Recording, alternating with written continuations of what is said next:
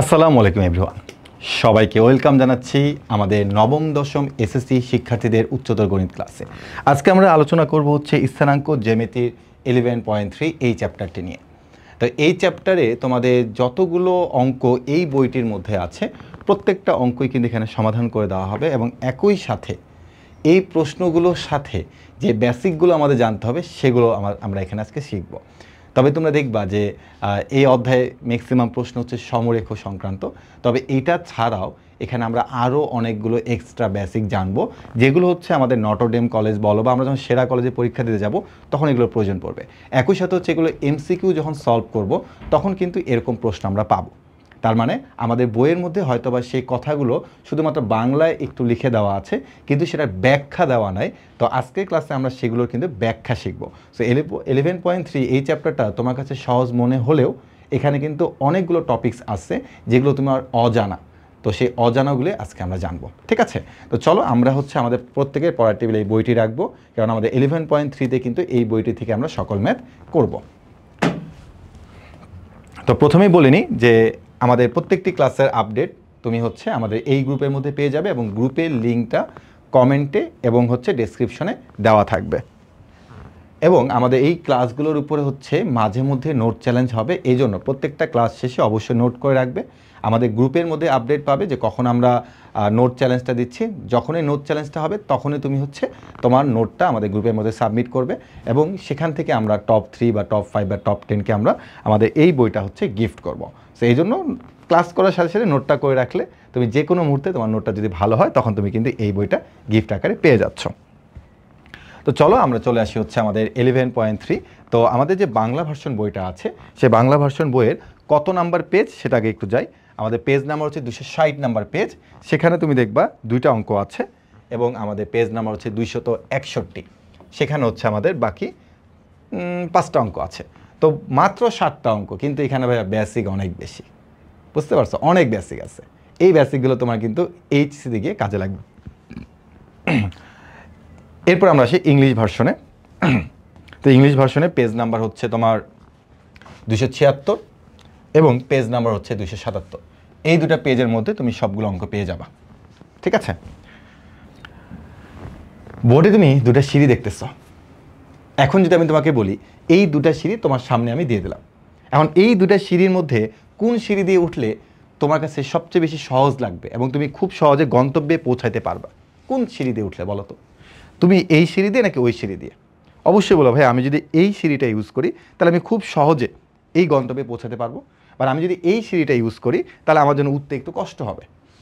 এখন যদি বলবে কেন ভাইয়া কষ্ট হবে, তখন তুমি কি বলবা? যে ভাইয়া বাংলা ভাষায় যদি বলি তাহলে এটা হচ্ছে আপনার খারাপভাবে আছে, আর এটা ভাই একটু নামানো আছে, আনতভাবে আছে, তো এই জন্য ভাই এটা দিয়ে উঠতে সহজ হবে আর এটা দিয়ে উঠতে একটু কঠিন হবে। এটাই তো, তাই না?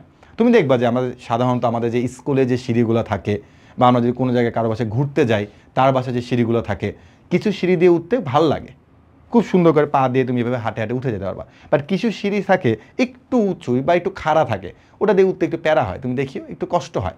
এটা কেন হয়, কারণটা কি, সেটাই আমরা জানবো। এবং এটার সাথে আমাদের ঢালটা যুক্ত আছে। ঢালের কনসেপ্ট অনেকে বুঝো না, বাট এখান থেকে আমরা ঢালের কনসেপ্টটা খুব সহজে বুঝতে পারি। তো চলো এবার আমরা ঢালের কাছে চলে আসি। আমি লিখছি ঢাল ইকুয়াল টু হচ্ছে ঢালু। দেখো ঢাল কথাটা তুমি তোমার প্রতিদিনের মানে দৈনন্দিন জীবনে শুনতে না পারলেও ঢালু এই শব্দটা কিন্তু তুমি শুনছো কোনো না কোনো জায়গাতে। কোন জায়গাতে শুনছো? সাপোজ ধরো যে তুমি রাস্তা দিয়ে সাইকেল চালাচ্ছ তোমার সব বন্ধুরা মিলে, তোমার একটা বন্ধু বলে এই সামনে একটু আস্তে যা, ঢালু আছে। মানে কি ঢালু আছে মানে কি? রাস্তাটা ছিল এরকম, ঢালু মানে কি একটু নিচে নামে গেছে। তো তুমি যদি জোরে চালাও তোমার এখানে অ্যাক্সিডেন্ট হওয়ার সম্ভাবনা থাকবে, তার মানে তোমাকে আস্তে নামতে হবে, তাই না? বা ঢালুটা যদি এরকম থাকতো তাহলে তুমি খুব আরামে নামতে পারতা। বা ঢালু যদি এরকম হয়ে যায়, তুমি সাইকেল চালাচ্ছ এই দিক দিয়ে, ঢালু দিয়ে তুমি নামতে গেলে ধাপ করে তুমি নিচে পড়ে যেতে পারো। তার মানে দেখো যত বেশি ঢালু হবে তোমার কিন্তু অ্যাক্সিডেন্ট করার সম্ভাবনা কিন্তু বাড়ে যাবে, বা ঢালুটা একটু কম হইলে তোমার কিন্তু অ্যাক্সিডেন্ট করার সম্ভাবনা কিন্তু কমে যাবে, তাই না? তার মানে ঢালু মানে হচ্ছে কি বলতো, যে জাস্ট খারাপভাবে নিচে নামে যাচ্ছে, ব্যাপারটা এরকমই, তাই না? ওকে, তা আমরা ঢালকে ঢালুর সাথে কম্পেয়ার করব। তো ধরে নাও যে এটা হচ্ছে তুমি, তোমার নাম হচ্ছে স্টুডেন্ট। এখন তোমার ইচ্ছা হয়েছে এই জায়গাতে আসার। এখন এই জায়গাতে কেন আসবা? এই জায়গাতে তোমাদের কাব্য ভাইয়া আছে, কে আছে এখানে তোমাদের? কাব্য ভাই আছে, কাব্য ভাই আছে এই জায়গাটাতে, এই জায়গায় তোমাদের কাব্য ভাই দাঁড়ায় আছে। এই জন্য তুমি হচ্ছে এখান থেকে এখানে আসবা। তো এখানে তোমরা ধরে নাও যে অনেকগুলো স্টুডেন্ট আসছো। এখন আমার ইচ্ছা হয়েছে যে না আমি সবার সাথে দেখা করব না। ধরুন এখানে তোমরা 10 জন স্টুডেন্ট আসছো। এখন আমার মনে হয়েছে না 10 জনের সাথে আমি দেখা করব না, আমি এদের মধ্যে 3-4 জনের সাথে দেখা করব। তো এখন বাকিগুলোকে তাহলে কীভাবে অ্যাভয়েড করব? তো তখন আমি উপর থেকে চিন্তা করলাম, আচ্ছা ঠিক আছে এরা তো সিঁড়ি দিয়ে উঠবে, তাহলে আমি আরও কয়েকটা সিঁড়ি বানাই। আমি আরও কয়েকটা সিঁড়ি এখন বানাবো।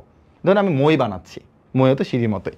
তখন আমি বললাম যে ঠিক আছে তোমরা 3-4 জন স্টুডেন্ট হচ্ছে এদিক দিয়ে আসো এবং বাকিদের জন্য আমি আলাদা আলাদা মই দিচ্ছি। তখন আমি কী করলাম, আমি উপর থেকে এখানে একটা মই দিলাম, এখানে একটা মই দিলাম, বললাম তোমরা এই দিক দিয়ে 2 জন স্টুডেন্ট উঠো। তারপর বললাম যে এই দিক দিয়ে তোমরা 2 জন স্টুডেন্ট উঠো।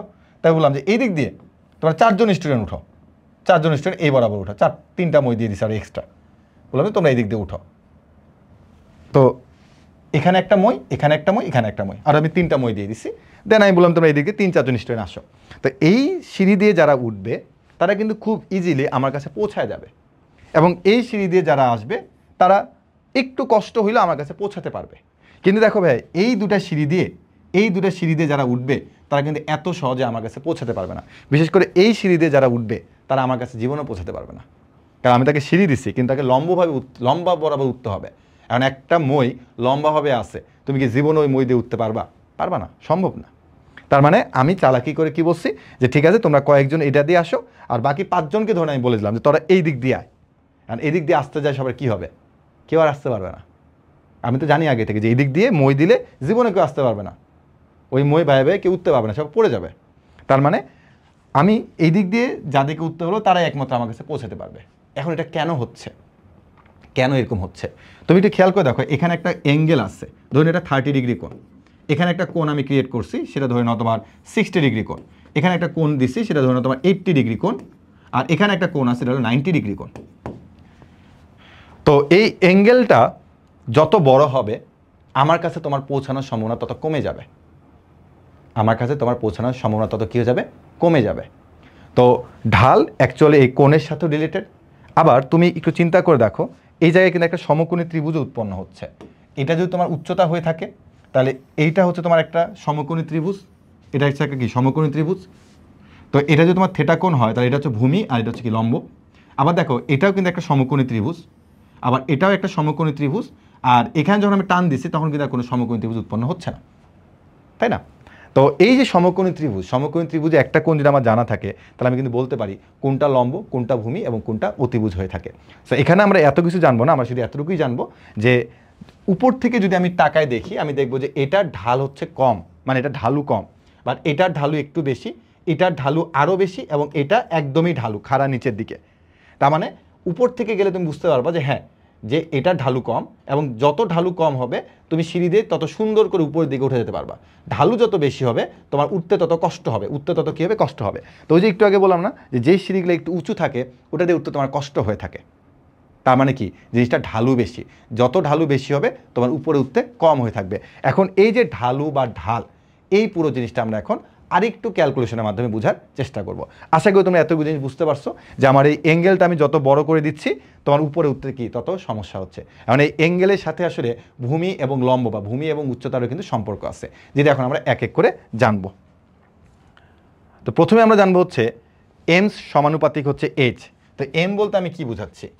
এম বলতে আমি এখানে হচ্ছে ঢালকে বুঝাচ্ছি, আর এইচ বলতে আমি এখানে হচ্ছে উচ্চতাকে বুঝাচ্ছি, উচ্চতাকে বুঝাচ্ছি। ওকে, তা আমি প্রথমে একটা কাজ করব, সেটা হচ্ছে এখান থেকে এখানে আমি একটা মই দিলাম, এখান থেকে আমি এখানে একটা মই দিলাম, তারপরে এখান থেকে এখানে একটা মই দিলাম, তারপরে এখান থেকে এখানে একটা মই দিলাম। তুমি একটু খেয়াল করে দেখো যে এটা প্রতিটা কিন্তু আমার একটা সমকোণী ত্রিভুজ। এটার নাম দিলাম ও, এটার নাম দিলাম এ, এটার নাম হচ্ছে বি। তো এই জায়গাটাতে এটা হচ্ছে আমার ভূমি, এটা আমার ভূমি, এটা আমার একটা কোণ, এটা আমার আরেকটা কোণ, এটা আমার আরেকটা কোণ, 3টা কোণ আছে। তো ভূমি আমার ডি, এটা ফিক্সড, ভূমিটা আমার ফিক্সড। বাট উচ্চতা দেখো, এটা হচ্ছে আমার H1, এটা হচ্ছে আমার কি H2, এটা হচ্ছে আমার কি বলতো H3। আচ্ছা সরি, H2 আর H3টা বলিস স্যার, H2 হচ্ছে এই পুরাটাই, আর H3 হচ্ছে এই পুরাটাই। তার মানে এখানে আমার উচ্চতাগুলো ভিন্ন ভিন্ন। তুমি একটু তাকায় দেখো সমকোণী ত্রিভুজগুলো, যে এটা প্রথমটা হচ্ছে আমার এটা একটা সমকোণী ত্রিভুজ, এটা হলো থেটা কোণ, তার মানে এই ভূমিটা হচ্ছে ডি, উচ্চতা হচ্ছে H1। পরেরটা দেখো, পরেরটা কিন্তু আমার ভূমি ফিক্সড করা আছে কিন্তু উচ্চতা বাড়ছে, পরেরটা আমার ভূমি ফিক্সড করা, উচ্চতা কিন্তু কি বলতো চেঞ্জ হয়েছে। তারপর আমি এখানে উচ্চতাকে চেঞ্জ করতেছি আর ভূমিটাকে আমি ফিক্সড রাখছি। এখন তুমি আমাকে বলো তো যে কোন দিক থেকে যদি মানে কোন সমকোণী ত্রিভুজে অতিভুজ বরাবর গেলে তুমি খুব সহজে এইখানে পৌঁছাতে পারবা। অবশ্যই বলবো যে ভাই আমি যদি আপনার এইটা দিয়ে যাই, মানে এইটা দিয়ে যদি যাই, এখানে যদি আমি যাই তাহলে আমি এইটা দিয়ে গেলে আমি খুব সহজে আপনার এই জায়গাটাতে পৌঁছাতে পারবো, এই জায়গাটাতে পৌঁছাতে পারবো। তারপর এটা, তারপর এটা। তার মানে ব্যাপারটা কী দাঁড়াচ্ছে দেখো, যে আমার ভূমি যদি ফিক্স থাকে, আমার ভূমি যদি ফিক্স থাকে এবং উচ্চতা যদি আমার একটু কম হয়, উচ্চতা যদি আমার একটু কম হয় তাহলে আমি কিন্তু খুব সহজে এখানে পৌঁছাতে পারবো। এবং দেখো ভূমি ফিক্স, উচ্চতা বাড়তেছে, দেখো উচ্চতা বাড়তেছে, উচ্চতা বাড়ার সাথে সাথে কিন্তু তোমার দেখো ঢালের কিন্তু পরিবর্তন হচ্ছে। কারণ তুমি যদি এখান থেকে যদি তাকায় দেখো, তুমি দেখবা এটা হচ্ছে তোমার বেশি ঢাল, এটা বেশি ঢাল, এটা হচ্ছে কম ঢাল, এটা হচ্ছে আরও কম ঢাল। তার মানে কি উচ্চতা যত বেশি হচ্ছে, ভূমি কিন্তু ফিক্সড করা, উচ্চতা যত বেশি হচ্ছে তোমার ঢাল কিন্তু তত বেশি হচ্ছে, মানে সেটা ঢালু তত বেশি হচ্ছে। উচ্চতা যত বাড়তেছে ঢালু তত কী হচ্ছে, বেশি হচ্ছে। দেখো উচ্চতা এখানে ছিল, ঢালু অনেক বেশি, অনেক ঢালু। উচ্চতা এখানে, ঢালু কমে গেছে। উচ্চতা এখানে, ঢালু আরও কমে গেছে। উচ্চতা এখানে, ঢালু আরও কমে গেছে। তার মানে কি উচ্চতার সাথে বা হাইটের সাথে বা এই লম্বের সাথে একটা ঢালের সম্পর্ক আছে। তাহলে আমরা এখানে বলতে পারি যে এম সমানুপাতিক হচ্ছে এইচ, মানে আমার হাইট যত বেশি হবে, উচ্চতা যত বেশি হবে, আমার ঢাল তত বেশি হবে। এটাকে মনে রাখবা। অনেক সময় এমসিকিউ আসে যে উচ্চতা আর ঢালের মধ্যে সম্পর্ক কী, সমানুপাতিক। হাইট যত বড় হবে, হাইট যত বেশি হবে, আমার ঢাল তত কী হবে বলো তো, বেশি হবে। যেমন দেখো এই যে প্রথম চিত্রের দিকে তাকায় দেখো, এটা দেখো তো, এইটার হাইট, এটার হাইটের দিকে তাকাও, এটার হাইট হচ্ছে এরকম, এটার হাইট এরকম, বা এইটার হাইটটা দেখো কতটা, হাইট কি বাড়ে গেছে না, হাইট কিন্তু বৃদ্ধি পাইছে। তার মানে হাইট বেশি, তার মানে উপর থেকে তাকালে এটা ঢালু বেশি। ঢালু বেশি মানে কি, ঢাল বেশি। বুঝতে পারছো? হাইট বেশি মানে ঢালু, ঢালু মানে কি, ঢাল বেশি। তার মানে এটা হাইট দেখো একটু কম, তার মানে এটা ঢালু কম, তার মানে এটা ঢাল কম। তার মানে আমরা এভাবে মনে রাখবো যে আমাদের উচ্চতা যদি বেশি হয় তাহলে এটা বেশি ঢালু, আর ঢালু মানে ঢাল। তার মানে এম সমানুপাতিক হচ্ছে এইচ। এম সমানুপাতিক আমি কি বলতে পারি, এইচ বলতে পারি। এবং এখানে অবশ্যই অবশ্যই আমি কী করবো, ভূমিটাকে ফিক্সড রাখতেছি। আর ভূমিটাকে ফিক্সড না রাখলেও কোনো সমস্যা নেই, তুমি নর্মালি চিন্তা করো যে হাইট যত বেশি এটা ঢালু তত বেশি হবে। ঠিক আছে, এবার পরেরটাতে আসি। এম সমানুপাতিক 1/d বলতে কি বোঝায়? ঢাল, এম মানে এখানে হচ্ছে ঢাল, আর ডি মানে হচ্ছে তোমার এখানে ভূমি। ডি মানে কি, ভূমি। এবার আমরা হচ্ছে হাইটটাকে ফিক্সড রাখবো। এটা হচ্ছে তোমার এইচ, এটাও এইচ, এটাও এইচ। হাইট হচ্ছে ফিক্সড। ভূমিটাকে আমরা এবার চেঞ্জ করব। ভূমিটাকে আমরা কি করব, চেঞ্জ করব। তো ধরে নাও এটা হচ্ছে তোমার একটা অতিভুজ, এখানে একটা আমি অতিভুজ দিলাম, আবার একটা অতিভুজ দিয়ে টোটাল আমি 3টা সমকোণ ত্রিভুজ উৎপন্ন করছি। তার মানে দেখো আমার এখানে কিন্তু এইচ ফিক্সড করা, কে ফিক্সড, এইচ হচ্ছে ফিক্সড, হাইট হচ্ছে ফিক্সড করা। এবার দেখো প্রথমটার ভূমি হচ্ছে D1, এটার ভূমি হচ্ছে D1, এটার ভূমি D2 এবং এটার ভূমি হচ্ছে কি D3। তো এবার তুমি আমাকে বলো কোনটা দিয়ে হাঁটলে তুমি সহজে হাঁটতে পারবা বা তুমি সহজে সিঁড়ি দিয়ে উঠতে পারবা, একই রকমভাবে তোমার কাছে কোনটা কম ঢালু মনে হচ্ছে। দেখো যে আমি যদি এইটা দিয়ে যাই, আমি যদি এটা দিয়ে যাই, এটা দিয়ে যদি আমি যাই তাহলে আমি খুব ইজিলি উপরে উঠতে পারবো, কারণ এটা কম ঢালু। কেমনে কম ঢালু দেখো, তুমি যদি উপর থেকে চিন্তা করো, তুমি দেখো এটা ধীরে ধীরে ধীরে নামতেছে, বাট এটার দিকে তাকায় দেখো এটা একটু জোরে নামছে, মানে একটু ঢালু হয়েছে। আবার এখান থেকে চিন্তা করলে এটা আরও বেশি ঢালু হয়েছে। তো এখানে কি হয়েছে, এখানে কিন্তু উচ্চতা কিন্তু একই রকম, তাহলে এখানে চেঞ্জ হচ্ছে কিন্তু ভূমি চেঞ্জ। দেখো প্রথমটার ভূমি ছিল এতটুকু, পরেরটার ভূমি হচ্ছে এতটা, পরেরটার ভূমি হচ্ছে এতটা। তার মানে আমরা দেখি যে এটা একটু চেঞ্জ করে দিই, ওকে। তাহলে আমরা এখান থেকে দেখতেছি দেখো যে আমাদের ভূমিটা যত বেশি হচ্ছে, একটু খেয়াল করো, ভূমি মানে এই যে D3 বা ভূমি যত বেশি হচ্ছে আমাদের ঢালু কিন্তু তত কম হচ্ছে। জিনিসটাকে বুঝতে পারছো? ভূমি যত বেশি হচ্ছে ঢালু তত কি হচ্ছে, কম হচ্ছে। উল্টা কিন্তু দেখো ভূমি আমি আরেকটু কমাইলাম, আমার জিনিসটা কিন্তু ঢালুটা একটু বাড়লো। ভূমি আমি আরেকটু কমাইলাম, আমার ঢালু কিন্তু আরও বাড়লো। তার মানে কি আমার ভূমি যত বড় হবে জিনিসটা ঢালু তত কম হবে। আর ঢালু কম হওয়া মানে কি, ঢাল কম হওয়া। তার মানে ভূমির সাথে ঢালের সম্পর্কটা কি, ভূমি বেশি ঢাল কম, তার মানে কি ব্যস্তানুপাতিক না? তার মানে আমাদের এখানে আমরা কি বলতে পারি, এম সমানুপাতিক 1/d, মানে হচ্ছে একটা কি বলতে ব্যস্তানুপাতিক, অর্থাৎ এম সমানুপাতিক 1/d। এটা মানে আমরা কি বুঝি বলতো, যে আমাদের ঢালু যত বেশি হবে আমাদের এই ভূমি তত কম হবে, বা ঢালু যত কম হবে ভূমি তত কী হবে, বেশি হবে। তো আমরা এখানে চিত্র থেকে এটা বুঝতে পারলাম। তাহলে এখানে কে ফিক্স থাকবে, উচ্চতা ফিক্স থাকবে। এখন আমরা এটাকে যদি আমরা 1 নাম্বার ধরি, এটাকে যদি আমরা 1 নং ধরি, আর এটাকে যদি আমরা 2 নং ধরি, তাহলে আমরা এই 1 আর 2 সমাধান করে আমরা ঢালের সূত্র নিয়ে আসতে পারবো। 1 ও 2 থেকে 1 ও 2 থেকে 1 নং থেকে পাইছি আমরা এম সমানুপাতিক হচ্ছে এইচ, আর পরেরটা পাইছি কি এম সমানুপাতিক 1/d। তাহলে এখন এই দুটাকে যদি আমরা একসাথে মিক্সড করি তাহলে এম সমানুপাতিক h/d। এখন এই সমানুপাতিক ওঠানোর জন্য আমরা একটা কি নিব, ধ্রুবক নিব, k ইন্টু h/d। এখন আমরা পাশে সাইড নোট করে রাখবো যে আমাদের এই উচ্চতাকে আমরা হচ্ছে 1 একক ধরবো, ডি কে আমরা হচ্ছে 1 একক ধরবো। সো দুইটা যদি 1 একক হয়ে যায় তাহলে এম মানে ঢাল কিন্তু অবশ্যই 1 এককই হবে। ঠিক আছে, তাহলে আমরা এখান থেকে 1 দিলাম, কে 1/1, তার মানে তুমি কে এর ভ্যালু কত পাচ্ছ বলো তো, 1 পাচ্ছ। তো কে এর ভ্যালু তুমি যদি এখান থেকে 1 পাও তাহলে তুমি লাস্টে গিয়ে বলতে পারবা এম ইকুয়াল টু হচ্ছে h/d। M equal two h/d। M হচ্ছে ঢাল, আর এইচ হচ্ছে উচ্চতা, ডি হচ্ছে কি বলতো ভূমি। তাহলে এখন তুমি যে কোনো যে একটা রেখা চিন্তা করো, তাহলে এটার সাথে তুমি যে একটা থেটা কোণ চিন্তা করো, এবং তুমি যদি এখানে একটা সমকোণী ত্রিভুজ উৎপন্ন করো, সমকোণী ত্রিভুজ যদি একটা উৎপন্ন করো, হচ্ছে আমার এইচ আর এটা হচ্ছে আমার কি ডি। ঠিক আছে, তাহলে এখন আমরা এখান থেকে বলতে পারবো হচ্ছে যে একটু আগেরটাই এম ইকুয়াল টু হচ্ছে h/d। তো এই যে এম আছে, এই এম মানে আবার তুমি বলতে পারবো হচ্ছে টেন থেটা।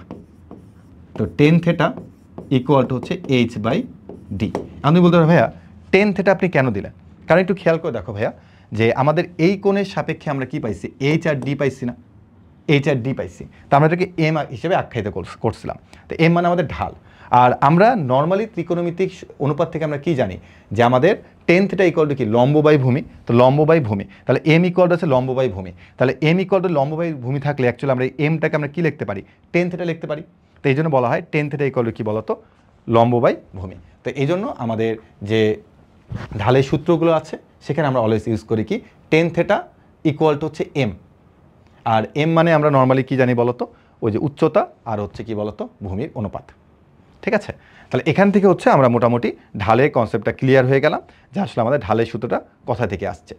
এবার তুমি দেখো সূক্ষ্মকোণ এবং স্থূলকোণ। সবসময় যে একটা ঢাল সূক্ষ্মকোণই হবে ব্যাপারটা এরকম না, সবসময় যে সে স্থূলকোণ হবে ব্যাপারটা এরকম না, সে যে কোনো কিছু হইতে পারে। যেমন দেখো যে আমি এখানে হচ্ছে একটা রেখা নিলাম, নাম হচ্ছে এবি। এটা হচ্ছে θ1 কোণ। এবার আমি হচ্ছে আরেকটা রেখা নিলাম, এই কোণটা হচ্ছে তোমার θ2 কোণ, এটা হচ্ছে তোমার সিডি রেখা। তাহলে এখন একটু বলো তো, এই যে এবি রেখা θ1 কোণ উৎপন্ন করছে, θ1 কোণ উৎপন্ন করছে। তাহলে এই যে θ1 কোণ উৎপন্ন করছে, এই θ1 কোণটা আসলে কি, বা এটা হলো সূক্ষ্মকোণ। এটা কি কোণ, সূক্ষ্মকোণ। আর যদি সেই সূক্ষ্মকোণ উৎপন্ন করে তাহলে আমাদের m1 অলওয়েজ হচ্ছে 0 থেকে বড় হবে। তার ঢালটা কি হবে, পজিটিভ হবে। ঢাল হচ্ছে পজিটিভ। এটা একটু মনে রাখবো যে ঢাল যদি পজিটিভ হয় তাহলে সে সূক্ষ্মকোণ উৎপন্ন করবে, অথবা কোণটা যদি সূক্ষ্মকোণ হয়ে থাকে তাহলে ঢালটা হবে অলওয়েজ কি বলতো, পজিটিভ হবে ঢাল। এবার আসি, এটা কেস 1 তুমি চিন্তা করতে পারো। এবার আসো কেস 2। কেস 2 হচ্ছে আমাদের সিডি রেখা। তাহলে সিডি রেখা θ2 কোণ উৎপন্ন করে। এখন দেখো তো ভাই, এই যে θ2 কোণ যে উৎপন্ন করছে, এই θ2 কোণটা দেখে তোমার কাছে কি মনে হচ্ছে ভাই, θ2 কোণটা হচ্ছে আমার স্থূলকোণ। কি কোণ, স্থূলকোণ। তাহলে এটা যদি স্থূলকোণ হয়ে থাকে তাহলে আমার ঢালটা অবশ্যই নেগেটিভ আসবে। কি আসবে, ঢালটা নেগেটিভ আসবে। তাহলে আমি এখান থেকে বুঝলাম ঢাল হচ্ছে কি হবে, নেগেটিভ হবে। সো যদি তুমি কখনো দেখো যে তোমার এম মানে ঢালটা নেগেটিভ আসছে, তখন বুঝে নিবা যে এখানে একটা স্থূলকোণ উৎপন্ন হবে। আর যদি তুমি কখনো দেখো তোমার ঢাল পজিটিভ আসছে, তাহলে এখান থেকে সূক্ষ্মকোণ উৎপন্ন হবে। তার বিপরীতটা হতে পারে, সূক্ষ্মকোণ মানে ঢাল পজিটিভ, তোমার স্থূলকোণ মানে ঢালটা কি আসবে, নেগেটিভ আসবে। সো এটা কিন্তু খুবই ইম্পর্টেন্ট। ঠিক আছে, এখান থেকে যে কোনো সময় এমসিকিউ চলে আসতে পারে। তো এখানে বলেছে দেখো সরলরেখা ঢাল বলতে কি বুঝো। তো তুমি যদি সংজ্ঞার মধ্যে যাও তাহলে বলবা কোনো একটি সরলরেখা এক্স অক্ষে ধনাত্মক দিকের সাথে থিটা কোণ উৎপন্ন করলে ওই রেখার ঢাল এম ইকুয়াল হচ্ছে টেন থিটা, এবং এই থিটা কোণটা সূক্ষ্মকোণ বা স্থূলকোণ হতে পারে, সূক্ষ্মকোণও হতে পারে, আবার কি বলতো স্থূলকোণও হতে পারে, স্থূলকোণ যে কোনো কোণ হতে পারে, ঠিক আছে, যে কোনো কোণ হতে পারে। এখন রেঞ্জ খুবই ইম্পর্টেন্ট, যে আমাদের এখানে রেঞ্জ আছে, অর্থাৎ রেখার ঢাল যে তুমি নির্ণয় করবে সেই কোন একটা রেঞ্জ আছে, সেই রেঞ্জটা হচ্ছে 0 সমান হবে এবং 180 ডিগ্রি থেকে ছোট হবে। তবে এখানে আরেকটা কথা আছে, শর্ত, থিটা কখনো 90 ডিগ্রি হতে পারবে না। ভাই থিটা 90 ডিগ্রি হলে কি সমস্যা, চলো একটু আমরা বের করি থিটা 90 ডিগ্রি হলে কি সমস্যা। এই যে সরলরেখার ঢাল অসংজ্ঞায়িত বলতে আমরা কি বুঝি, ধরে নাও যে একটু আগে দেখাইছিলাম না যে আমার কাছে কয়েকজন স্টুডেন্ট পৌঁছাতে পারবে না, তার জন্য আমি কি করছিলাম, তার জন্য হচ্ছে আমি এই কাজটা করছিলাম, এই কাজটা যে এখান থেকে একটা মই দিয়ে দিছিলাম লম্বভাবে, এবং লম্বভাবে মই থাকা মানে কত 90 ডিগ্রি কোণ, 90 ডিগ্রি কোণ। তো এখন 90 ডিগ্রি কোণে যদি কেউ কখনো থাকে সে কিন্তু কখনো মই দিয়ে উপরে উঠতে পারবে না, মই দিয়ে উপরে উঠতে পারবে না। তো মই দিয়ে যদি কখনো সে উপরে উঠতে যদি না পারে তাহলে আসলে এখানে ঢালটা তোমার অসংজ্ঞায়িত, মানে তোমার ওই ঢাল দিয়ে আসলে কেউ কখনো উঠতে পারবে না। তার মানে মনে রাখবা যে যদি তুমি কখনো দেখো যে theta equal to 90 degree, 90 degree, তার মানে তুমি কি পাবা 1090 ডিগ্রি, 1090 ডিগ্রি, তার মানে এম ঢাল এম ইকুয়াল টু হচ্ছে 10 থিটা, একটু আগে আমরা দেখছি। তার মানে 1090 ডিগ্রি, 1090 ডিগ্রি ভ্যালু তুমি ক্যালকুলেটরে দেখো, তোমাকে দেখাবো হচ্ছে অসংজ্ঞায়িত, অসংজ্ঞায়িত। তার মানে যদি আমাদের মানে অসংজ্ঞায়িত বলতে কি বোঝায়, থিটা যদি কখনো 90 ডিগ্রি হয়ে যায় তাহলে এম ইকুয়াল টু 1090 ডিগ্রি, আর 1090 ডিগ্রি মানে হচ্ছে কি অসংজ্ঞায়িত। তার মানে আসলে ঢালটা কী হয়ে যাচ্ছে এখানে অসংজ্ঞায়িত হয়ে যাচ্ছে। তো এই জন্য বলা হয় যে ঢালের শর্তে বা ঢালের সূত্রের মধ্যে থিটার ভ্যালুটা কখনো 90 ডিগ্রি হতে পারবে না। তুমি যদি বাংলাতে ব্যাখ্যা নাও তাহলে কি যে লম্বভাবে তুমি কখনো উপরে উঠতে পারবে না, ঠিক আছে। তো এই জন্য এটা অসংজ্ঞায়িত। তো এই জন্য অসংজ্ঞায়িত বলতে কি বোঝায়, থিটা যখন 90 ডিগ্রি হয়ে যায় তখন সেটা অসংজ্ঞায়িত হয়ে যায়, কারণ 1090 ডিগ্রি মান কত হয় 0 হয়, স্যার অসংজ্ঞায়িত হয়। এবার আসো বিন্দুর স্থানাঙ্ক হতে ঢাল নির্ণয়, বিন্দুর স্থানাঙ্ক হতে ঢাল নির্ণয়। তো এটার প্রমাণ তোমার বইয়ের মধ্যে আছে, তো আমি এই প্রমাণের মধ্যে যাচ্ছি না। ধরে নাও তোমার কাছে দুটো বিন্দু আছে, একটা বিন্দু হচ্ছে x1 y1 আর আরেকটা বিন্দু হচ্ছে x2 y2। যদি কখনো দুটা বিন্দু থাকে সেই দুটা বিন্দুর ঢাল কীভাবে বের করে, এ বি এর ঢাল বা এ বি রেখার ঢাল। মনে রাখবা উপরে হবে কোটিদ্বয়ের অন্তর, আমি তোমাকে ডিরেক্টলি বলে দিচ্ছি কোটিদ্বয়ের অন্তর, আর নিচে হচ্ছে ভুজদ্বয়ের অন্তর, কোটিদ্বয়ের অন্তর আর ভুজদ্বয়ের অন্তর, অন্তর। কারণ কোটিদ্বয়ের অন্তর তোমার উপর ডিপেন্ড করবে, তুমি যদি বলো ভাই আমি y2 মাইনাস y1 লিখবো তোমার ইচ্ছা, আর ভুজদ্বয় তাহলে তোমাকে অবশ্যই x2 মাইনাস x1 লিখতে হবে, অথবা তুমি এটাকে এভাবে লিখতে পারো y1 minus y2 divide by হচ্ছে x1 মাইনাস x2, যে কোনো তুমি একটা লিখতে পারো। এখন যদি কারো এরকম মন চায় যে ভাই আমি এখানে y2 মাইনাস y1 লিখবো আর নিচে আমি লিখবো হচ্ছে x1 মাইনাস x2, এই কাজটা করতে পারবে না।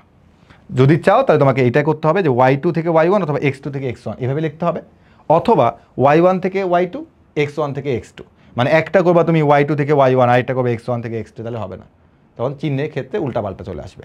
তো এই জন্য y2 থেকে y1 x2 থেকে x1 অথবা তার উল্টা কাজটা করবা, ঠিক আছে। এটা হচ্ছে আমাদের কি বলতো, যদি কখনো আমাদের দুটো বিন্দু দেওয়া থাকে সেখান থেকে আমরা কীভাবে ঢাল সহজে নির্ণয় করে ফেলতে পারবো। কারণ দেখো তুমি যদি এটাকে যদি বর্ধিত করো, মানে তুমি যদি এটাকে বর্ধিত করো, এটাকে তুমি যদি বর্ধিত করো তাহলে তুমি কিন্তু অ্যাকচুয়ালি এখানে দেখো একটা কোণ পেয়ে যাচ্ছ, একটা কোণ পেয়ে যাচ্ছ, ঠিক আছে। তো তুমি এখান থেকে কিন্তু খুব সহজে বলতে পারো এম ইকুয়াল টু কি 10 থিটা। তার মানে এখানে তুমি যখন থিটাটা বের করতে চাও তাহলে থিটা ইকুয়াল টু কি 10 ইনভার্স এম। তুমি প্রথমে আগে এখান থেকে এম বের করে ফেললা, তো দেন তুমি এই এম মানটা এখানে বসায় দিলে থিটাটা পেয়ে যাবা কিন্তু। তো অনেক সময় তোমাকে তারা কোনটাও বের করতে বলতে পারে, অনেক সময় তারা তোমাকে এমটাও বের করতে বলতে পারে। এম মানে একটা অনুপাত আসবে আর থিটা মানে কিন্তু একটা কোণ আসবে, তো দুইটা কিন্তু একই সাথে। যে যদি তোমার কখনো ডিগ্রি দেওয়া থাকে এম ইকুয়াল টু 10 45 ডিগ্রি, তখন তুমি এম এর মানটা পেয়ে যাচ্ছ। এখন তোমাকে হচ্ছে কী দেওয়া আছে, তোমাকে এম দেওয়া আছে, থিটা বের করতে হবে। সাপোজ যখন এম তোমাকে 1/√3 দেওয়া আছে, তখন তুমি বলো থিটা ইকুয়াল টু 10 ইনভার্স 1/√3, দেন তুমি এখান থেকে ডিগ্রিটা পেয়ে যাবা। তো একটা সূত্র দিয়ে তুমি এমও পেয়ে যাবা, আবার তুমি কি থিটাও পেয়ে যাবা। এরপর হচ্ছে রেখার সমীকরণ হতে ঢাল নির্ণয়, অর্থাৎ যে কোনো একটা রেখা তোমাকে দিতে পারে X plus B Y plus C equal to 0, এই একটা রেখা। তো এই রেখা থেকে তুমি কিন্তু চাইলে ঢাল নির্ণয় করতে পারো। তাহলে রেখা থেকে ঢাল নির্ণয় করার সূত্র কি? ঢাল মানে এম ইকুয়াল টু মাইনাস, উপরে বলবা এক্সের সহগ, নিচে হচ্ছে ওয়াইয়ের সহগ। এবারে তুমি খুব শর্টকাটে বের করে ফেলতে পারবা ওয়াইয়ের সহগ, তাহলে হচ্ছে মাইনাস এ বাই বি, এটা তার ঢাল। তুমি এটা মনে রাখবে না, তুমি মনে রাখবে এটা যে মাইনাস আজীবন থাকবে, উপরে এক্সের সহগ ডিভাইড বাই কি ওয়াইয়ের সহগ। তো এটা তুমি সূত্র দিয়ে খুব সহজে করতে পারবা। তো অনেক সময় তোমার বইয়ের মধ্যে তুমি এভাবে দেখবা যে তোমার এরকম একটা রেখা আছে a x plus b y plus C equal to 0। তারা যে কাজটা করে, তারা করে হচ্ছে এই বি ওয়াইটা মানে ওয়াইটাকে রেখে বাকি সবগুলোকে পাশে পাঠায় দেয়। তখন কী হবে দেখো, মাইনাস এ এক্স মানে আমি শুধুমাত্র হচ্ছে ওয়াইটাকে রাখবো, তাহলে বি ওয়াই ইকুয়াল টু হচ্ছে মাইনাস এ এক্স মাইনাস হচ্ছে সি। এরপরে কি করে, শুধুমাত্র ওয়াইকে রাখতে হবে, বি ওয়াইটাকে বিটাকে বসে পাঠিয়ে দিবে, তাহলে ওয়াই ইকুয়াল টু হচ্ছে minus A by B X minus C. তো এইটাকে তখন হচ্ছে এই সূত্রের সাথে কম্পেয়ার করা হয়, এটাকে তখন হচ্ছে এইভাবে কম্পেয়ার করা হয়, ওয়াই ইকুয়াল টু হচ্ছে এম এক্স প্লাস হচ্ছে সি। তাহলে দেখো এম এক্স প্লাস সি এর সাথে তুমি যখন এটাকে কম্পেয়ার করবা তখন এম পাবো কিন্তু আমরা কি বলতো মাইনাস এ বাই বি, আর সি এর ভ্যালু আমরা কিন্তু মাইনাস সি পাবো। তো আমার সি এর ভ্যালু দরকার নাই, আমার এম আমি তখন কত পাচ্ছি বলতো মাইনাস এ বাই বি। তো দেখো এভাবে করলেও আমি মাইনাস এ বাই বি পাবো, আবার এভাবে আমি যদি সূত্র দিয়ে করি আমি এভাবে কিন্তু পাচ্ছি মাইনাস এ বাই বি। ভাই আমরা কোনটা করব? আমরা অবশ্যই এটা দিয়েই করব, কারণ যেভাবে সহজ হয় ওভাবে আমরা করব। ঠিক আছে, এখন ব্যাপারটা এরকম না যে এটা দিয়ে করতে হবে নাকি এটা দিয়ে করতে হবে, আমরা যে কোনো এক নিয়মে করলে চলবে, তবে এটা বেশি সহজ, এটা দিয়ে আমরা করব। সূত্র হচ্ছে মাইনাস, উপর হচ্ছে এক্সের সহগ, নিচে হচ্ছে কি ওয়াইয়ের সহগ। এখন এই জায়গাটা আমি সবগুলো সূত্র তোমাকে একসাথে করে দিছি। তিনটা কেজ আমি তোমাকে শিখাইছি। একটা হচ্ছে এক্স অক্ষে ধনাত্মক দিকের সাথে থেটা কোণ উৎপন্ন করলে হচ্ছে M equal to tan theta, দুটা বিন্দু থাকলে কোটিদ্বয় অন্তর বাই ভুজদ্বয়ের অন্তর, আর একটা হচ্ছে একটা রেখা থাকলে তার ঢাল হচ্ছে মাইনাস এক্সের সহগ বাই ওয়াই সহগ। খুবই ইজি, এভাবে আমরা ঢাল নির্ণয় করে ফেলব। এরপর আমরা আমাদের বইয়ের মধ্যে তোমাদের বেশ কিছু এমসিকিউ আছে, যেখানে লেখা আছে সমান্তরাল রেখা হবে নাকি লম্ব হবে নাকি পরস্পরচ্ছেদী হবে, এরকম অনেকগুলো কথা আছে। তো সেই কথাগুলো একটু আমাদের ব্যাখ্যা জানতে হবে। তো প্রথমে আমরা জানবো হচ্ছে দুটি সরলরেখা সমান্তরাল হবার শর্ত। খুবই ইম্পর্টেন্ট, কিন্তু এটাকে কেউ আবার স্কিপ করবা না, খুবই ইম্পর্টেন্ট। বিশেষ করে তোমরা যখন সেরা কলেজে যাবা পরীক্ষা দিতে, তখন কিন্তু এই টপিকগুলো থেকে প্রশ্ন বেশি আসে। দুটা সরলরেখার সমীকরণ দিয়ে বলবে যে কে এর মান কত হলে রেখা দুটি পরস্পর সমান্তরাল হবে, আবার তোমাকে দুটো সমীকরণ দিয়ে বলবে কে এর মান কত হলে রেখা দুটি পরস্পর লম্ব হবে। ঠিক আছে, তো এই কনসেপ্টগুলো তোমাকে এখন থেকে জানতে হবে। তো দেখো এখানে হচ্ছে দুইটা রেখা আমি নিব, দুটো রেখা নিব, এই একটা রেখা এবং এটা সমান্তরাল আমি একটা রেখা নিব, সমান্তরাল, এই যে সমান্তরাল আমি আরেকটা রেখা নিলাম। তো যখন আমি দুটো সমান্তরাল রেখা নিব তখন এরা ভূমির সাথে একই কোণ উৎপন্ন করবে। এখানে যদি থেটা কোণ উৎপন্ন হয় সব এখানে থেটা 2, বাট মনে রাখবা এই থেটা 1 আর থেটা 2 কি বলতো একই, কারণ যেহেতু সমান্তরালে আছে তাহলে এদের কোণটা কী হবে বলতো সমান হবে। তাহলে কোণটা যদি সমান হয় তাহলে আমি কিন্তু বলতে পারি যে এটা M1 ইকুয়াল টু হচ্ছে M2 হবে, অর্থাৎ এই রেখার ঢাল আর এই রেখার ঢাল কি হবে সমান হবে। তার মানে মনে রাখবা যে দুইটা সরলরেখা সমান্তরাল হবার শর্ত কি, সেটা হচ্ছে তাদের তো কোণ তো সমান হবেই, এর পাশাপাশি হচ্ছে তাদের যে ঢালগুলো আছে প্রথম রেখার ঢাল এবং দ্বিতীয় রেখার ঢাল সমান হবে, অর্থাৎ M1 ইকুয়াল টু কি M2, M1 ইকুয়াল টু কী হবে M2 হবে। এটা খুবই ইম্পর্টেন্ট। এবার M1 বলতে তুমি কি বুঝো? প্রথম রেখার ঢাল। আর M2 বলতে তুমি কি জানো? দ্বিতীয় রেখার ঢাল। সাপোজ ধরে নাও যে প্রথম রেখাটা হচ্ছে আমার এরকম A1x plus B1y plus C1 equal to হচ্ছে 0, দ্বিতীয় রেখার ঢাল হচ্ছে A2x plus B2y plus C2 equal to হচ্ছে 0। এটা আমার প্রথম রেখা, এটা হচ্ছে আমার কি দ্বিতীয় রেখা, দুটা রেখা।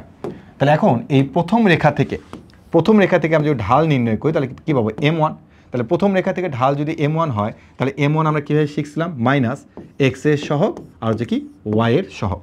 দ্বিতীয় রেখা থেকে আমরা কী পাবো আরেকটা ঢাল পাবো, তাহলে M2 মানে আমরা কী জানি মাইনাস এক্সের সহগ বাই ওয়াইয়ের সহগ। তাহলে এই যে আমরা M1 আর M2 যে বের করলাম সেই M1 আর M2 এর মানটা এখানে বসাই দিই, minus A1 by B1 equal to minus A2 by B2। এরপরে আমরা মাইনাসটাকে বাদ দিয়ে দিই, তাহলে কি পাবো A1 by B1 equal two A2 by B2। লাস্টে গিয়ে কি এটা করা যায় না? A2টাকে নিচে আর B1টাকে উপরে পাঠিয়ে দেওয়া যায় না? অবশ্যই যায়। তাহলে A1 by A2 equal to হচ্ছে B1 বাই B2। মনে রাখবা আমাদের যত ধরনের MCQ আছে তার আমরা সমাধান করব এটা দিয়ে। এটা দিয়ে সমাধান করব। তার মানে m1 = m2 তো অবশ্যই আমরা এটা দিয়েও করতে পারি, তবে এমসিকিউগুলোকে সহজে করার জন্য আমরা অবশ্যই এটা ইউজ করব a1/a2 = b1/b2, অর্থাৎ x এর সহগদ্বয়ের অনুপাত এবং y এর সহগদ্বয়ের অনুপাত কী হবে, ইকুয়াল হবে।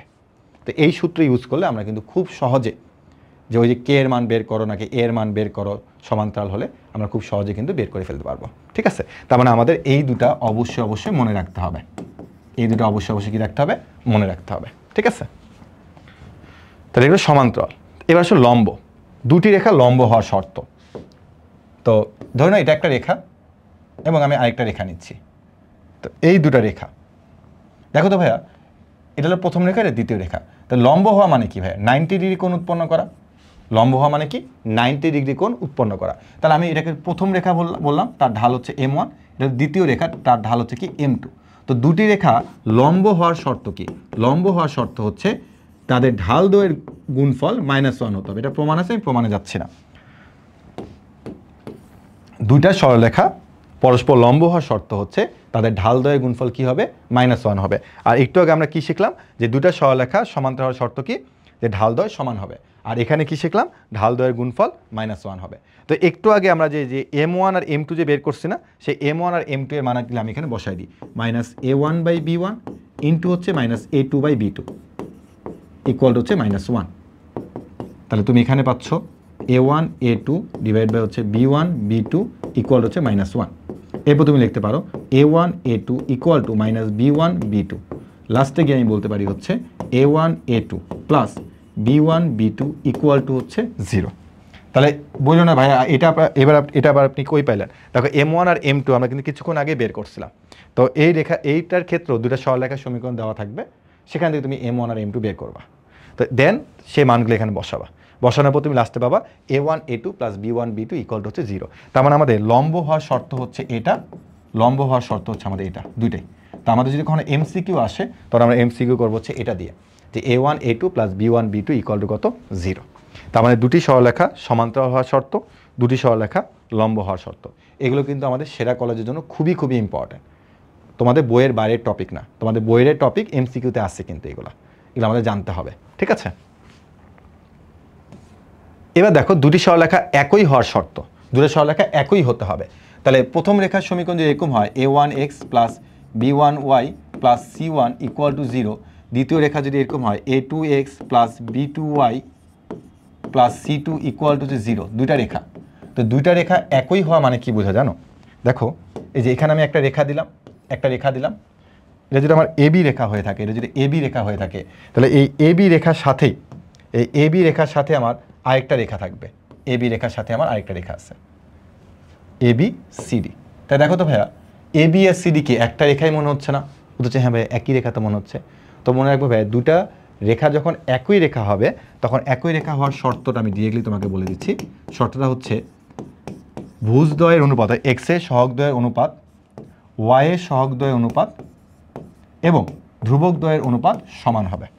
অর্থাৎ দুটা সরলরেখা তখনই ইকুয়াল হবে যখন হচ্ছে আমার এক্স এর সহগদ্বয়ের অনুপাত, ওয়াই এর সহগদ্বয়ের অনুপাত এবং ধ্রুবকদ্বয়ের অনুপাত সমান হবে। কিন্তু দুটি সরলরেখা সমান্তরাল হওয়ার সময় কিন্তু ভাইয়া সি এর অনুপাতগুলো কিন্তু সমান হবে না। a1 a2 equal to b1 b2, but c1 c2 কিন্তু সমান হবে না, not equal to c1 c2 সমান্তরালের ক্ষেত্রে। বা দুটি সরলরেখা একই হওয়ার জন্য কিন্তু অবশ্যই c1 আর c2ও সমান হইতে হবে, খুবই ইম্পর্টেন্ট।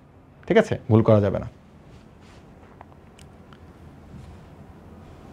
তা আমাদের বইয়ের মধ্যে কিন্তু এইটা দিয়ে সবচেয়ে বেশি অঙ্ক আছে, যে তিনটি বিন্দু সমরেখ হওয়ার শর্ত। তবে এই সমরেখার আগে তোমাদেরকে আমি যে বেসিকগুলো দিচ্ছি এগুলো কিন্তু খুবই ইম্পর্টেন্ট, এগুলো আমাদের এইচএসসির সাথে কিন্তু কানেক্টেড। তো এখন তিনটি বিন্দু সমরেখ হওয়ার শর্ত মানে কি, দেখো যে এটা একটা রেখা, এখানে তিনটা বিন্দু আছে, একটা বিন্দু, দুইটা বিন্দু, তিনটা বিন্দু, এটা যে কোনো জায়গায় থাকতে পারে। ব্যাপারটা এই কোনো যেটা মধ্যবিন্দু, যে কোনো বিন্দু। এ হচ্ছে আমার একটা বিন্দু, বি হচ্ছে আরেকটা বিন্দু, সি হচ্ছে আরেকটা বিন্দু। তাহলে তিনটা বিন্দু যখন একই রেখায় থাকে তখন আমরা তাকে বলি হচ্ছে সমরেখ। কি বলি, সমরেখ বলি। তো এইটা দিয়ে এই সমরেখটা আমরা বিভিন্নভাবে আসলে বের করতে পারি যেটা সমরেখ কিনা। প্রথম কেসটা হচ্ছে দূরত্ব দিয়ে, যে AB R BC A B আর বিসিকে যোগ, এ বি এর দূরত্ব বের করবো, বিসি এর দূরত্ব বের করবো, যোগ করার পরে দেখবো যেটা এসি এর সমান হয়ে গেছে।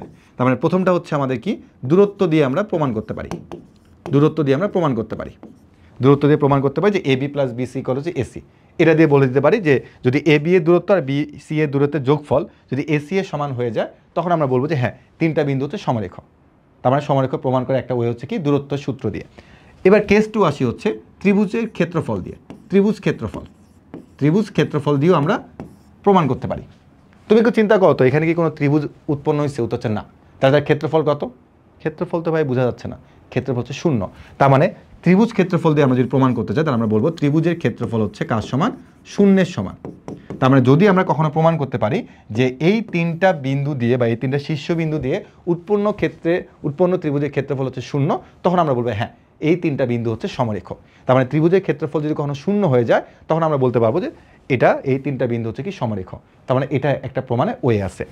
আরেকটা প্রমাণে ওয়ে হচ্ছে ঢাল দিয়ে। কি দিয়ে? ঢাল দিয়ে। সেটা কীরকম? আমরা এ বি এর ঢাল বের করব, আমরা হচ্ছে বিসি এর ঢাল বের করব, এবং এই দুটার ঢাল যদি দেখি সমান হয়ে গেছে, তখন আমরা বলবো যে এরা হচ্ছে সমরেখ। এখন তুমি চাইলে এটা করতে পারতে, এ বি এর ঢাল আবার এসি এর ঢাল, অথবা এ বি এর ঢাল আবার বিসি এর ঢাল, মানে যে কোনো তুমি দুইটা ঢাল নির্ণয় করবা। এ বি এর ঢাল বের করবা নাকি বিসি, নাকি এ বি আর এসি, এটা তোমার উপর ডিপেন্ড করবে, নাকি এসি আর বিসি, তো তোমার উপর ডিপেন্ড করবে। তো সাধারণত সবাই যেটা করে এ বি আর বিসি এর ঢাল বের করে। তো আমরা এ বি এর ঢাল আর বিসি এর ঢালটা বের করবো। দুটা ঢাল যদি ইকুয়াল হয়ে যায়, তখন বলবো যে হ্যাঁ বিন্দু তিনটা হচ্ছে সমরেখ। ঠিক আছে, এই তিনটা ওয়েতে আমরা হচ্ছে সমরেখটা প্রমাণ করতে পারি। কিন্তু আমাদের বইয়ের মধ্যে শুধুমাত্র এটা দিয়ে কিন্তু সমরেখটা প্রমাণ করা আছে। তো আমরা এটা দিয়েই করবো, এবং এটা দিয়ে করাটা সবচেয়ে বেশি সহজ। বাট এই দুটা নিয়মও কিন্তু করা যায়, বাট আমরা করবো কি, ওইটা দিয়ে, ঢাল দিয়ে করব, কারণ ঢালটা বের করা খুবই সহজ। ঠিক আছে, তো চলো এখন আমরা হচ্ছে আমাদের বইয়ের প্রশ্নের দিকে চলে যাই।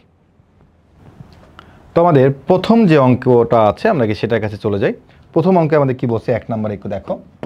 1 নম্বরে তারা বলছে, তোমাদের বইটা খুলো সবাই, বলছে নিম্নের প্রতি ক্ষেত্রে এ ও বি বিন্দুগামী সরলরেখার ঢাল নির্ণয় করো। মানে এ আর বি দুটা বিন্দু আছে, ওই দুটা বিন্দুগামী তোমাকে সরলরেখার ঢাল নির্ণয় করতে বলছে। খুবই সহজ। তো আমরা আগে কোনটা করব? আমরা আগে হচ্ছে ক নাম্বারটাই করি, 1-এর ক। তো তারা আমাকে দুইটা বিন্দু দিছে, একটা হচ্ছে এ বিন্দু স্থানাঙ্ক হচ্ছে 5, -2, আর বি বিন্দু স্থানাঙ্ক তারা আমাকে দিছে হচ্ছে 2,1।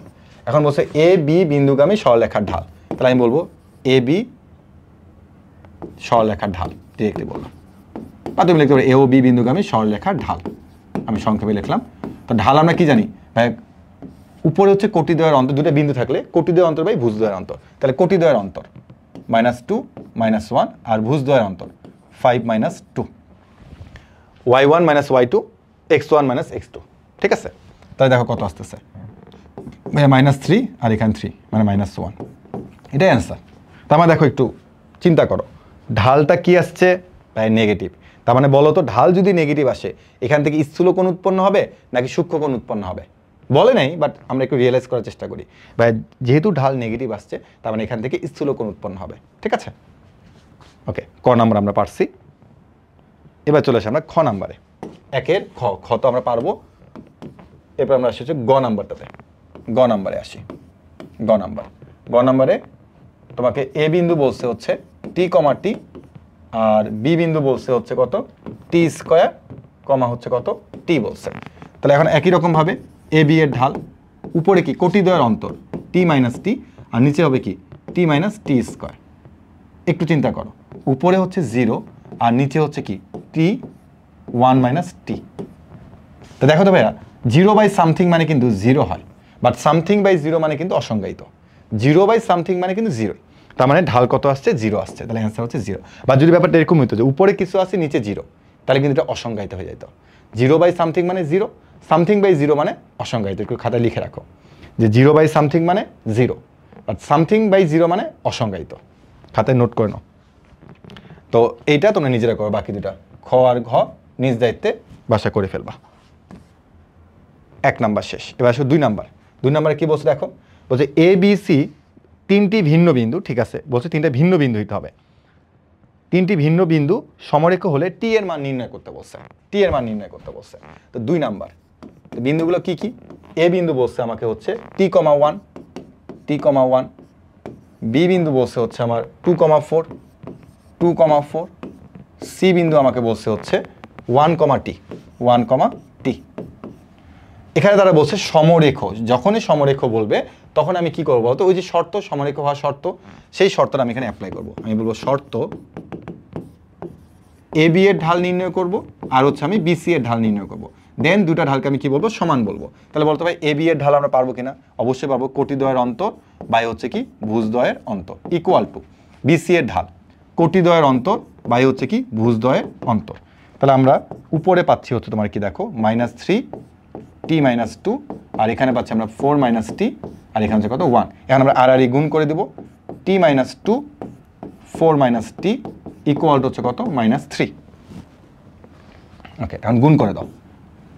তাহলে আমরা পাচ্ছি হচ্ছে 4t minus t square minus 8 plus 2t equal to হচ্ছে কত -3। এখন একটু ক্যালকুলেশন করি। তাহলে আমাদের ক্যালকুলেশন করলে হচ্ছে এখানে 6t minus t square equal to, আচ্ছা ইকুয়াল টু না, আমরা এটা দিয়ে দিই।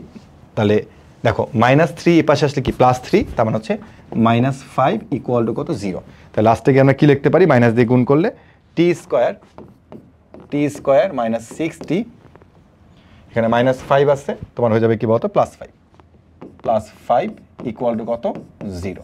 এখন ভাই এটা কি মিল টার্ম করতে পারবো না, অবশ্যই পারবো। তাহলে t স্কোয়ার মাইনাস 5 একে 5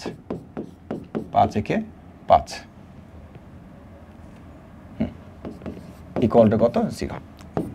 মিল টার্ম করলাম, t কমন নিলে t-5, আবার -1 কমন নিলে t-5 ইকুয়াল টু কত 0।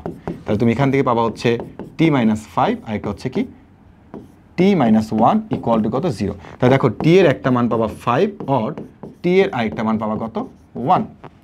তো একটু খেয়াল করে দেখো কোন মানটা আসলে গ্রহণযোগ্যতা পাবে। তো আমাদের এ কত ছিল দেখো, এ বিন্দু স্থানাঙ্ক।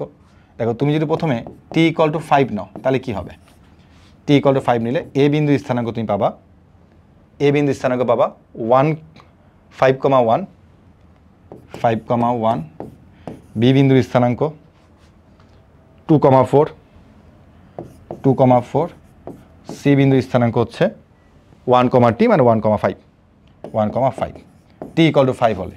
আর t = 1 হলে কি হবে দেখো, এ বিন্দু তুমি পাবা হচ্ছে 1,1, কারণ এখানে t,1 ছিল, দেখো যে t,1 মানে কি 1,1 হয়ে গেল।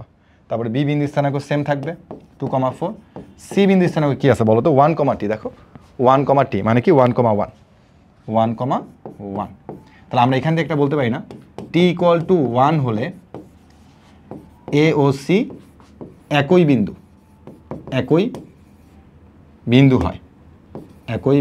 হয়, তার মানে এটা গ্রহণযোগ্য পাবে না, গ্রহণযোগ্য নয়। এখন কথা হলো কেন ভাইয়া গ্রহণযোগ্য নয়, কারণ তোমাকে তারা প্রথমেই বলে দিছে, দেখো তোমাকে তারা এখানে শুরুতেই বলে দিছে যে ভিন্ন বিন্দু হইতে হবে। বাট এখানে কি হয়েছে দেখো, যে এই তিনটাই কিন্তু ভাই ভিন্ন বিন্দু। এটা কি ভিন্ন বিন্দু কিন্তু। বাট এখানে কি হয়ে গেছে দেখো, এ আর সি একই বিন্দু হয়ে গেছে, একই বিন্দু হওয়া যাবে না, ভিন্ন হইতে বলছে। তাহলে আমরা শুধুমাত্র অ্যান্সার কি বলবো, অ্যান্সার হচ্ছে t = কত 5। তার মানে ক্লিয়ার বোঝা গেছে যে টি এর মানটা কেন 1 হচ্ছে না, কেন একই বিন্দু হয়ে গেছে, কেন উত্তর হবে, প্রশ্নেই বলেছি ভিন্ন হইতে হবে। ওকে, এরপরে আসি আমরা। আচ্ছা আমাদের কি এটা শেষ হয়ে গেছে কিনা দেখি, হ্যাঁ আমাদের 1, 2 শেষ। এবার আমরা পরের পেজে চলে আসি। পরের পেজে হচ্ছে আমাদের 3 নাম্বার। পরের পেজে আসি 3 নাম্বার। 3 নাম্বারে কি বলছে দেখো, এ বি সি বিন্দু 3টি সমরেখ। ভাই এ বি সি 3টি বিন্দু যদি সমরেখ প্রমাণ করতে বলো তাহলে আমি কি করব, আমাকে বিন্দুগুলো দেওয়া আছে হচ্ছে জাস্ট প্রমাণ করতে বলছে। 0,-3, বি আমাকে দেওয়া আছে হচ্ছে 4,-2, সি আমাকে দেওয়া আছে কত 16,1, তাহলে আমি এখন বলবো শর্ত মতে এম এ বি এর ঢাল বের করব, এরপর আমি বিসি এর ঢাল বের করব। চলো ঢাল বের করে ফেলি। এ বি এর ঢাল 0-4, আচ্ছা আগে আমাকে কোটিদ্বয়ের অন্তর, কিন্তু হ্যাঁ ভুল করা যাবে না, কোটিদ্বয়ের অন্তর বাই ভুজদ্বয়ের অন্তর ইকুয়াল টু আবার কোটিদ্বয়ের অন্তর -2, এটা মাইনাস হয়ে যাচ্ছে, আর হচ্ছে 4 - 16। ঠিক আছে? ওকে, আচ্ছা আমরা একটু আলাদা আলাদা করি, যেটা আমাদেরকে প্রমাণ করতে বলছে। আগে আমরা হচ্ছে এ বি এর ঢালটা বের করি। হ্যাঁ, একটা একটা করে বের করি। তাহলে দেখো একটা একটা করে বের করবো। হ্যাঁ, তারপর দুটাকে তুমি ইকুয়াল করে দিলা। তাহলে এটার ঢালটা কত আসতেছে ভাই? এ বি এর ঢাল আসতেছে আপনার হচ্ছে উপরে হচ্ছে আপনার -1, নিচে হচ্ছে -4, মানে হচ্ছে 1/4 আপনার এ বি এর ঢাল বেরোচ্ছে। এবার তুমি হচ্ছে কি করবা? এবার তুমি হচ্ছে বিসি এর ঢাল বের করো। বিসি এর ঢাল বের করো। বিসি এর ঢাল বের করো। তাহলে বিসি এর ঢাল কি হবে? -2 -1 ডিভাইড বাই 4 মানে হচ্ছে 16। তাহলে এখানে তোমার হচ্ছে -3, আর এখানে তোমার কত হচ্ছে বলতো? -12। তো ক্যালকুলেশন করলে কত হচ্ছে? 1/4। কাটাকাটি করো, 1/4। তাহলে এখন তুমি দেখো তো যে অতএব এ বি এর ঢাল আর বিসি এর ঢাল ইকুয়াল হয়ে গেছে না? তার মানে কি বলবো? তো সমরেখ। অতএব তিনটি বিন্দু কি সমরেখ, এটাই প্রুফ করতে বলছে। ঠিক আছে? তো এখানে শর্ত মতো লেখা দরকার নেই। প্রথমে এ বি এর ঢাল বের করলাম, তারপর আমি হচ্ছে বিসি এর ঢাল বের করলাম। এখন দুটা ঢালে সমান হইতে হবে। কেন? কারণ বলে দিয়েছে সমরেখ। তাহলে আমি দুটা ঢাল ইকুয়াল বের করছি। তাহলে এ বি এর ঢাল আর বিসি এর ঢাল হচ্ছে ইকুয়াল। তার মানে কি? বিন্দু তিনটি সমরেখ, প্রমাণিত, শেষ। এরপরে কি বলছে দেখো, যে এই তিনটা বিন্দু সমরেখ হলে টি এর মান নির্ণয় করো। এটা ভাই তোমরা নিজেরা করবা। আবার বলছে দেখো, এই দুটা বিন্দুগামী রেখার ঢাল -1 হলে পি এর মান তোমাকে নির্ণয় করতে বলছে। তো বলেছে যে বিন্দুগামী রেখার ঢাল, এই রেখার ঢাল হচ্ছে -1 হলে পি এর মান তোমাকে নির্ণয় করতে বলছে। তো 4 নম্বরটা তোমরা নিজেরা করবা। 5 নম্বরটাতে আমি যাই। হ্যাঁ, 3 4 একই রকম। তো 5 নম্বরে যাই। 5 নম্বরে তোমাকে এ বিন্দু স্থানাঙ্ক বলছে হচ্ছে 3,3p, আর বি বিন্দু স্থানাঙ্ক তোমাকে বলছে হচ্ছে 4,p² প্লাস হচ্ছে 1। তো বলছে কি যে বিন্দুগামী রেখার ঢাল, তার মানে তোমাকে এই দুই বিন্দু আগে রেখার ঢাল বের করতে হবে। তুমি হচ্ছে আগে এ বি এর ঢাল নির্ণয় করো। এ বি এর ঢাল নির্ণয় করো। তাহলে বলবো হচ্ছে কি কোটিদ্বয়ের অন্তর, কোটিদ্বয়ের অন্তর বাই হচ্ছে কি ভুজদ্বয়ের অন্তর। তাহলে তুমি এখানে পাচ্ছ -1, তাহলে মাইনাস দিয়ে তুমি মানে এখানে তুমি পাচ্ছ হচ্ছে p² -p², 3p -p², এখানে তুমি -1 পাচ্ছ। তাহলে এই মাইনাস দিয়ে এখন সবাইকে গুণ করে দাও। তাহলে কি পাবা? যে -3p + p² + 1। কেন? কারণ মাইনাস দিয়ে তুমি এখানে গুণ করে দিতে হবে সবাইকে। ওকে, তাহলে এখন তুমি বলবো শর্ত মতে, শর্ত মতে এই যে তুমি ঢালটা বের করছো p² -3p + 1, একটু সাজায় লিখলাম। এই ঢালটার কত বলছে ভাই? এই ঢালটা হচ্ছে -1। তাহলে শর্ত মতে এই ঢালটা হচ্ছে কার সমান? -1 এর সমান। তাহলে তুমি পাচ্ছ p² -3p -1 এর পাশে আনলে +2 = হচ্ছে 0। তাহলে হচ্ছে p², এখানে মিল টার্ম করো, 2 একে 2, 2p - p + 2 = হচ্ছে 0। তাহলে তুমি এখন এখানে p নিলা, p - 2 -1 নিলা, p - 2 = হচ্ছে 0। তাহলে একটা হচ্ছে আমাদের কি p - 2, আর একটা হচ্ছে আমাদের কি p - 1 = হচ্ছে 0। তাহলে এখন বলো তো ভাই, একটা p এর মান কত আসবে? 2 আসবে, আর আরেকটা p এর মান কত আসবে? 1 আসবে। তাহলে আমাকে তারা কি বলছে বলতো? p এর মানগুলো নির্ণয় করতে হবে। তাহলে p এর মান হচ্ছে এই দুইটাই, একটা হচ্ছে 2, আর একটা হচ্ছে কি বলতো? 1। আর যদি বলতো আমাকে বিন্দুগুলো বের করো, তাহলে 2 এর জন্য আমি একটা বিন্দু পাবো, আবার 1 এর জন্য আমি আরেকটা বিন্দু পাবো। একটু খেয়াল করে, p এর মান নাকি বলছে p এর মানটা নির্ণয় করে বিন্দুগুলো নির্ণয় করো। তখন কিন্তু p এর মানটা বের করে এইখানে বসাই দিতে হবে, দেন তোমাকে বিন্দুগুলো বের করতে হবে। এরপরে দেখো শেষের দুইটা অঙ্ক একই নিয়মে করতে হবে, 6 আর 7। তো এটা খুবই সহজ, এটা বুঝতে পারলে এটা তুমি ইজিলি বুঝতে পারবা। 6 আর 7। তো আমরা একটু 6 নম্বরে যাই।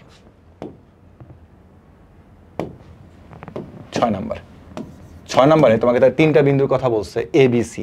এ বিন্দু বলছে হচ্ছে a,0, বি বিন্দু স্থানাঙ্ক বলছে তোমাকে 0,b, 0,b, আর সি বিন্দু স্থানাঙ্ক বলছে 1,1। সি বিন্দু স্থানাঙ্ক হচ্ছে 1,1। বলছে যে এরা কি হবে? সমরেখ হবে। সমরেখ বলে মানে সেম নিয়মে আগাইতে হবে। তাই তুমি বলবো হচ্ছে শর্ত মতে, বা আমরা জানি শর্ত মতে এ বি এর ঢাল আর বি সি এর ঢাল কি হবে? সমান হবে। ওকে, তাহলে এ বি এর ঢাল আগে বের করো। কোটিদ্বয়ের অন্তর বাই হচ্ছে ভুজদ্বয়ের অন্তর = আবারও কোটিদ্বয়ের অন্তর বাই হচ্ছে কি ভুজদ্বয়ের অন্তর। তাহলে তুমি এখানে পাচ্ছ হচ্ছে -b, এখানে পাচ্ছ a, এখানে পাচ্ছ b - 1 -1, আর গুণ করে দাও। তাহলে তুমি পাবা হচ্ছে ab হচ্ছে a হচ্ছে হচ্ছে প্লাস হচ্ছে b। ঠিক আছে, এরপর একটু ক্যালকুলেশন করতে হবে যে এটাকে এই পাশে ওটাকে এই পাশে, মানে তুমি এখানে পাবা a + b = হচ্ছে ab। ভাই কী করলেন? একটু সিম্পলভাবে চিন্তা করো, a - এটাকে পাশে পাঠা দাও, তাহলে কি হবে? প্লাসে, তার মানে কি a + b = হচ্ছে ab পাচ্ছ। এখন তোমাকে তো প্রমাণ করতে বসে ওইটাতে নিয়ে আসতেই হবে। এই জন্য তুমি এখন সবাইকে a b দিয়ে ভাগ করে দিবা। কী দিয়ে ভাগ করে দিবা, এ বি দিয়ে ভাগ করে দিবে। এটাকে মনে রাখতে হবে যে এটা প্রমাণ করার জন্য আমাকে এ বি দিয়ে সবাইকে ভাগ করতে হবে।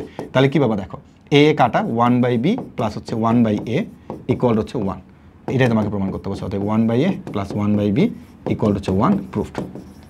সেমভাবে এই অঙ্কটা করবা, সেমভাবে, এটা আরও বেশি সহজ, সেমভাবে করতে হবে। তারপর আমরা হচ্ছে 7 নাম্বারটা হচ্ছে হোমওয়ার্ক করব। সেখানে দুইটা অঙ্ক হোমওয়ার্ক থাকবে, একটা ছিল তোমাদের কত 4 নাম্বার, একটা হচ্ছে 7 নাম্বার। এই দুটো অঙ্ক হোমওয়ার্ক। তোমরা যখন নোট জমা দিবা তখন কিন্তু অবশ্যই এই দুটো হোমওয়ার্ক করে তোমাকে জমা দিতে হবে। তো আশা করি এই চ্যাপ্টারে সমরেখ থেকে শুরু করে যা যা কনসেপ্ট ছিল তোমরা সব কিছু ক্লিয়ারলি বুঝতে পারছো। বিশেষ করে ঢালের 3টা সূত্র, তারপর হচ্ছে তোমার সমান্তরাল হওয়া শর্ত, লম্ব হওয়া শর্ত, একই সরলরেখা নির্দেশ করা শর্ত। আর সমরেখ দিয়ে তো আমরা দেখলাম যে বেসিক থেকে শুরু করে আমাদের যত অঙ্ক আছে সব তো আমরা সলভ করলামই। তো সমরেখ নিয়ে আশা করি কোনো ধরনের কোনো প্রবলেম থাকবে না। এখন আমরা এখান থেকে লাস্ট দেখব হচ্ছে আমাদের এসএসসি বোর্ড পরীক্ষাতে কি কি টাইপের অঙ্ক এমসিকিউতে এসেছিল। আমরা তো অনেক বেসিক শিখছি, ওগুলো দিয়ে কি আসলে এমসিকিউ আসে? উত্তর হচ্ছে হ্যাঁ আসে। চলো সেগুলো এখন আমরা এক এক করে দেখি। প্রথমে বলছি কি দেখো, একটি সরলরেখার ঢাল মানে m = 1/√3, দেন তোমাকে বলছে এক্স অক্ষের সাথে কত কোণ উৎপন্ন করে। তা আমরা কি জানি যে m = হচ্ছে tan θ। তোমাকে বের করতে হচ্ছে কত কোণ, তার মানে θ = কি বলবা, tan ইনভার্স m। টেনটাকে হচ্ছে পাঠিয়ে দিলে tan ইনভার্স। তাহলে এখন tan ইনভার্স m বলতে কত ভাই, 1/√3। তাহলে কত ডিগ্রি হবে, 30 ডিগ্রি। তুমি ক্যালকুলেটর চাপো, শিফট 10 চাপলে tan ইনভার্স চলে আসবে, দেন 1/√3 চাপো, তুমি দেখবে 30 ডিগ্রি চলে আসছে। তার মানে অ্যান্সার কত হবে, 30 ডিগ্রি। তারপর দেখো, দুই বিন্দুগামী সরলরেখার ঢাল। ভাই পারবা না, দুই বিন্দুগামী রেখার ঢাল কি হবে, কোটিদ্বয়ের অন্তর বাই হচ্ছে ভুজদ্বয়ের অন্তর। তাহলে কত হচ্ছে এখানে -1 আর এখানে কত -3, তার মানে কত হচ্ছে 1/3। অ্যান্সার হচ্ছে কত 1/3। তারপর কি বলছে দেখো, বি আর সি বিন্দুদ্বয় সংযোগকারী রেখার ঢাল 3 হলে টি এর মান নির্ণয় করো। তার মানে তুমি কি বলবা, কোটিদ্বয়ের অন্তর বাই হচ্ছে ভুজদ্বয়ের অন্তর, ঢাল কত বলছে 3 বলছে। এখন ভাই এটাই ক্যালকুলেশন করলে কি তুমি অ্যান্সারটা পাবা না, টি এর মান পাবা না? অবশ্যই পাবা। এটা কে করবে, আপনারা করবেন। বলছে যে এই রেখার ঢাল নির্ণয় করো, এই রেখার ঢাল নির্ণয় করো। তো এটাকে তুমি যেটা করবা সেটা হচ্ছে একটু সাজাই নিবা, 3x - 2y - 4 = 0। তোমার টার্গেট থাকবে হচ্ছে ax + by + c = 0, এই আকারে নিয়ে আসা। যেমনি দোক এই আকারে নিয়ে আসবে, আগে x তারপর y তারপর ধ্রুবক নিয়ে আসার পরে বলবা যে ঢাল m = ফর্মুলার মাইনাস আজীবনের জন্য x এর সহগ কত 3, y সহগ কত, অনেকে বলে 2, কিন্তু ভাইয়া সহগ মানে হচ্ছে চিহ্ন সহ, সহগ মানে হচ্ছে কি চিহ্ন সহ। তার মানে অ্যান্সার হচ্ছে তোমার কত 3/2। তার মানে অ্যান্সার কত বলবা, 3/2 বলবা। এরপর কি বলছে বলতে, এই রেখার ঢাল নির্ণয় করে। একই রকম যে ঢাল এক্স এর সহগ মাইনাস দিবা আগে, এক্স এর সহগ ডিভাইড বাই কি ওয়াই এর সহগ। তাহলে অ্যান্সার কত 3/2। অ্যান্সার কত হবে 3/2 হবে। তো এখন আমরা তোমাকে নতুন একটা জিনিস শিখাবো, সেটা হচ্ছে যে যদি এই সেম প্রশ্নটাই তোমাকে বলতে এখানে যে লম্ব ঢাল, মানে এটাতে একটা বের করলাম, এটা ঢাল, এটা কি ঢাল। এবার তোমাকে তারা প্রশ্ন ঢাল না বলে বলছে লম্ব ঢাল ইকুয়াল টু হোয়াট, লম্ব ঢাল ইকুয়াল টু হোয়াট, তখন তুমি কি করতা? তোমাকে প্রশ্নে বলছে ঢাল না, তোমাকে প্রশ্নে বলছে কি লম্ব ঢাল। এটা অনেক ইম্পর্টেন্ট কিন্তু, লম্ব ঢাল বলছে। তো যখন তোমাকে ঢাল বলবে তখন তুমি কি করবা, লম্ব ঢাল। তো তুমি প্রথমে আগে ঢাল বের করবা, এখন সেই ঢালটা লম্ব ঢাল বের করতে হবে। তো লম্ব ঢাল বের করার শর্টকাট টেকনিক তোমাকে বলে দিচ্ছি। বলে এটার সামনে কি চিহ্ন আছে ভাই, প্লাস, তার মানে এটার সামনে প্লাস চিহ্ন আছে, তুমি তার বিপরীত চিহ্ন বলবা মাইনাস। এখানে যে সংখ্যাটা থাকবে তাকে উল্টাই দিবা, 3/2 আছে বলবো হচ্ছে 2/3। তাহলে এটাই তার কি বলতো লম্ব ঢাল। এবং মজার ব্যাপার হচ্ছে এই ঢাল আর লম্ব ঢাল যদি তুমি গুণ করো, গুণফলটা অলওয়েজ -1 আসবে। তার মানে কি একটা রেখা ঢাল আর একটা লম্ব ঢাল, মানে একটা এর কাছে 90 ডিগ্রি কোণে আছে। তো দুইটা রেখা লম্ব হওয়ার শর্ত আমরা শিখছিলাম না, ঢাল দিয়ে গুণফল -1 হইতে হবে। তো ওইখান থেকে এটা শর্টকাট বলতেছি যে তুমি একটা ঢাল বের করবা, যদি কোনো প্রশ্নে বলেন লম্ব ঢাল, তা ফার্স্ট আগে ঢাল বের করবা। তা লম্ব ঢালটা কি বলবা যে ভাইয়া যে চিহ্ন থাকবে তাকে উল্টায় দিব, এবং এখানে আমার যে সংখ্যা থাকবে তাকে উল্টায় দিব। এখন তোমাকে যদি আমি কখনো বলি যে সাপোজ ধরে নাও যে একটা রেখার ঢাল হচ্ছে -2/3, তাহলে তার লম্ব ঢাল কি হবে, লম্ব ঢাল তুমি বলবো ভাইয়া যেহেতু এখানে মাইনাস আছে আপনি বলবেন হচ্ছে প্লাস, আর এই 2/3 কে উল্টায় বলবেন কি 3/2, তারপরে এটা তার লম্ব ঢাল। আবার বললাম তোমার ঢাল হচ্ছে -2, তাহলে তার লম্ব ঢাল কি হবে, লম্ব ঢাল তুমি বলবে মাইনাসটাকে প্লাস করেন এবং 2টাকে উল্টায় দেন, 2কে উল্টা দিলে কি হয় 1/2 হয়। বুঝা গেছে? এখন তুমি -2 আর হাফ তুমি গুণ করো, গুণফল -1 হবে। তো লম্ব ঢালটা কিন্তু খুবই ইম্পর্টেন্ট। এবং আরেকটা কথা মনে রাখবে ভাইয়া, ঢালের আরেকটা শব্দ আছে, অনেক সময় এটা দিয়ে দেয়। আমি একবার শুনছিলাম সেরা কলেজে একবার দিছিল, এটা নতি দিছিল, তো পোলাপান আর বুঝে নাই নতি মানে কি বোঝায়। নতি মানে হচ্ছে ঢাল। নতি মানে কি বোঝায়? ঢাল। ঢাল, ঢালু, নতি একই কথা, কোন একই কথা বোঝায়। তো এই অঙ্কটা আমরা একটু আগে দেখলাম যে এই যে এটা প্রমাণটা মেনে a + b = 0 আসবে, মানে এটা প্রমাণটাই তোমাকে তুলে দিছে। বলছে 3টি বিন্দু সমরেখ হলে এর মান কি হবে। সমরেখ দিয়ে অনেক অঙ্ক করছি, এটা আমাকে করানোর কোনো প্রয়োজন নাই। আবারও বলছে দেখো, সমরেখ হলে টি এর মান কত, এটা আমরা নিজেরা করতে পারবো। সমরেখ হওয়া শর্ত অ্যাপ্লাই করবা। এবার এই দুটো অঙ্ক একটু করে দিই। বলছে তোমার এর মান কত হলে এই দুটা রেখা পরস্পর লম্ব হবে। তার মানে কার মান? কে এর মান হবে। এখানে কে এর মান কত হলে রেখা দুটি পরস্পর সমান্তরাল হবে। ঠিক আছে, তো তোমার সমান্তরাল হওয়ার শর্ত কি? কি বলছে? লম্ব। লম্ব হওয়ার শর্ত কি ছিল বলতো? লম্ব হওয়ার শর্ত হচ্ছে a1 a2 + b1 b2 = কত শিখছো? 0 শিখছো। তাহলে বলো a1 a2, এখান থেকে a1 পাবা, এখান থেকে a2 পাবা, তাহলে হচ্ছে 2 × 3 প্লাস b1 হচ্ছে এখানে -1 লুকায় আছে, -1, আর b2 কত? b2 হচ্ছে k প্লাস k = কত? 0। ওই যে সূত্র লম্ব হওয়া শর্ত a1 a2 + b1 b2 = 0। তাহলে তুমি এখানে পাচ্ছ হচ্ছে 6 - k = 0। তাহলে অতএব k তুমি 6 পাবা, মাইনাস মাইনাস বাদ যাবে, k কত? 6 আসবে। লম্ব হওয়ার শর্ত তোমাকে এখানে অ্যাপ্লাই করতে হবে। এই যে এই রেখার লম্ব রেখার ঢাল নির্ণয় করো। তার মানে প্রথমেই তুমি আগে ভাইয়া ঢাল নির্ণয় করো। কি নির্ণয় করবে? আগে ঢাল নির্ণয় করো। ঢাল কি হবে? -2/3 - x এর সহগ বাই y এর সহগ। এরপর তুমি বলো ভাইয়া লম্ব ঢাল। লম্ব ঢাল মাইনাস মানে হচ্ছে প্লাস, 2/3 মানে হচ্ছে কি 3/2। তার মানে হচ্ছে 3/2 হচ্ছে অ্যান্সার। অ্যান্সার কত? 3/2। এরপর দেখো দুটা রেখা দেওয়া আছে, রেখা দেওয়ার ঢালের গুণফল কত, মানে রেখা দুটার ঢালের গুণফল চাইছে। তার মানে তুমি প্রথমে এখান থেকে আগে m1 বের করো। m1 কত হবে? 3/1 মানে -3/1 ইন্টু x এর সহগ বাই y এর সহগ ইন্টু, এইখানে একটু ঝামেলা করছে দেখো, অনেকে এটাকে x ভাবে, এটাকে y ভাবে না।